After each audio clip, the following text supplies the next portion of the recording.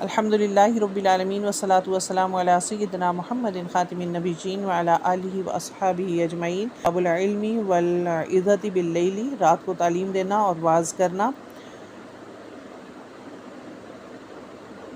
ابو سلمہ سے روایت ہے کہ ایک رات نبی کریم صلی اللہ علیہ وسلم بیدار ہوئے اور فرمایا کہ سبحان اللہ، آج کی رات کس قدر فتنے نازل کیے گئے اور کتنے خزانے کھولے گئے۔ ان حجرہ والیوں کو جگاؤ، کیونکہ بہت سی عورتیں جو دنیا میں باریک کپڑا اوڑھنے والی ہیں وہ آخرت میں برہنہ ہوں گی۔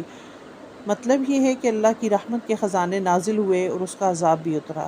دوسرا یہ کہ بہت سی عورتیں جو ایسے باریک کپڑے استعمال کریں گی کہ جن سے ان کے بدن نظر آتے ہیں، تو آخرت میں انہیں رسوا کیا جائے گا۔